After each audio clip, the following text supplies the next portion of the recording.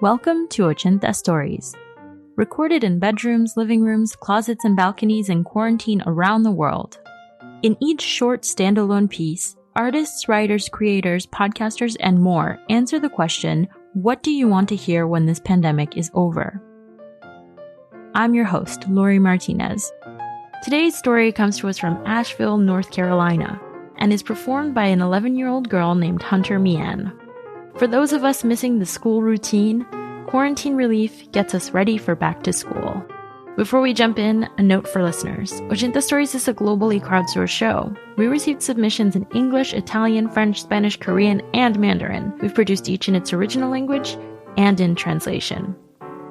This work, originally in English, has been adapted into Spanish, and you can hear that version later on in the episode. Without further ado, here is Quarantine Relief by Hunter Miyan.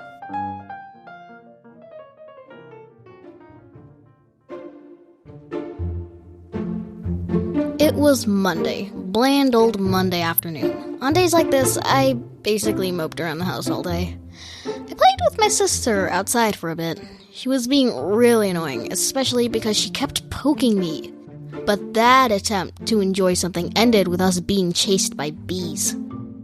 After that, I had lunch, read Diary of Anne Frank, good book, did some homework, and played ukulele. Little bit off tune. Once that was all finished, it was 5 o'clock, and that meant I could play games and watch movies on my iPad. I used to enjoy it, but then it got boring. Did that for about an hour, ate dinner, and got back to my screen time. Before I knew it, it was time to get ready for bed. I brushed my teeth and put my pajamas on. Once I was in bed, I decided to work on a story I'd been writing. It was about a girl who goes on a magical quest to find a cure for her sick father. She makes some friends along the way. She also makes an enemy. It was a very long story. I'd been working on it for so long that it was almost midnight when I finished. I was so exhausted that I fell asleep in an instant. It was Tuesday morning. Everything is disappointing, exactly how it's been for months. I opened my eyes and stared at the ceiling. I remembered that it was supposed to be a school day. That made me even more depressed. My mom came into my room with a big smile on her face. Oh God, I said to myself, wanting her to go away. Mom, let me sleep, I said groggily. But Hunter, I cut my mom off. Mom, Jesus Christ, there's absolutely no reason whatsoever for me to get up. You know what? I'm not getting up, I yelled. Well, you might want to get up if you don't want to be late for school, my mom said with a cheesy smile. My mind was racing. It felt like I could laugh again. I was going back to school. It was over. The quarantine. I had this crazy feeling that I can jump higher than the Empire State Building. That was all happening at once in my head. I laid there for a while, and then abruptly sat up and started to cry, uncontrollably. I'd never felt that happy in my life. My mom hugged me for a while, and then said I had to take a shower. At that moment, I remembered how annoying it was to have to take a shower. I was so excited that I did my morning routine 10 times faster than I usually do. I almost forgot to eat breakfast, and I never forget a meal. But then I came back and ate it. As soon as I got out of the car, I ran as fast as I could. It felt good to be with my friends again. The day went by so fast it was insane. When I got home, I was so exhausted that my dad had to carry me into the house because I collapsed as soon as my foot hit the gravel driveway. I couldn't wait till tomorrow. And now, here's Quarantine Relief, or Alivio de Cuarentena, in Spanish.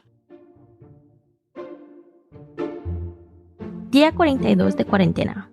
Era lunes, el clásico y aburrido día de lunes. En días como este, básicamente ando en bicicleta alrededor de la casa todo el día y juego con mi hermana. Ella me molestaba mucho, sobre todo porque no paraba de pincharme. Pero el intento de disfrutar juntas no duró mucho, porque terminamos siendo perseguidas por abejas.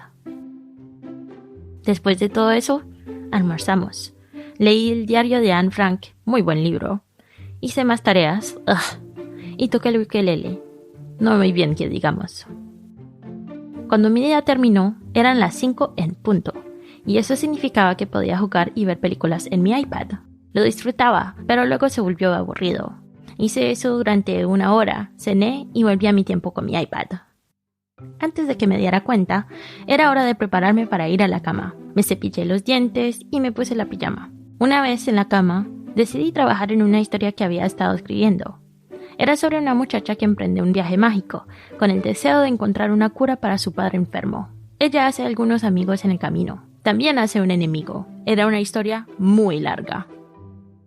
Había estado trabajando en ella tanto tiempo que era casi medianoche cuando la terminé. Estaba tan agotada que me dormí en un instante. Diario. Último día de cuarentena. Hoy es martes, otro día igual que ayer, exactamente como ha sido durante meses. Abrí los ojos y miré fijamente al techo. Recuerdo que supuestamente es un día de escuela. Eso me deprime aún más. Mi mamá entra en mi habitación con una sonrisa en su cara. Oh Dios, digo yo, queriendo que se vaya. Mamá, déjame dormir. Pero mija. Mamá, por favor, no hay absolutamente ninguna razón para levantarme. ¿Y sabes qué? No me voy a levantar. Bueno, tal vez quieres levantarte si no quieres llegar tarde a la escuela, dice mi mamá con una sonrisa de oreja a oreja. Mi mente se acelera. Sentí que puedo reírme de nuevo. Yo iba a volver a la escuela. La cuarentena había terminado. Tenía la loca sensación de que podía saltar más alto que el Empire State Building. Todo eso sucede a la vez en mi cabeza. Me quedo ahí un rato y empiezo a llorar sin poder controlarme. Nunca me había sentido tan feliz en mi vida. Mi mamá me abraza por un rato y luego dice que tengo que bañarme. Estoy tan emocionada que me preparo 10 veces más rápido de lo normal. Casi se me olvida desayunar y les aseguro que a mí nunca se me olvida una comida. Entonces volví y me la comí. Tan pronto como me bajó del coche, corrí a la escuela tan rápido como pude. El día pasa tan rápidamente que es una locura. Me siento bien estar con mis amigos de nuevo. Cuando llegué a casa, estaba tan agotada que mi papá tuvo que llevarme alzada porque me desmayé tan pronto como me bajé del carro. No podía esperar hasta mañana.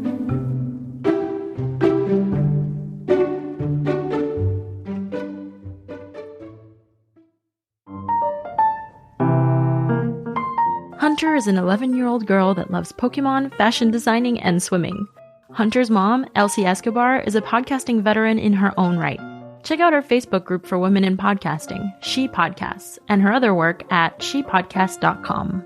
Thank you for listening to Ochenta Stories. If you like what you heard, leave us a review on Apple Podcasts in whatever language you choose. Follow us over at Ochenta Podcasts on Twitter and Instagram for updates. You can find transcripts and learn more about the project, which is still accepting pitches, over at ochentastudio.com/ochentastories.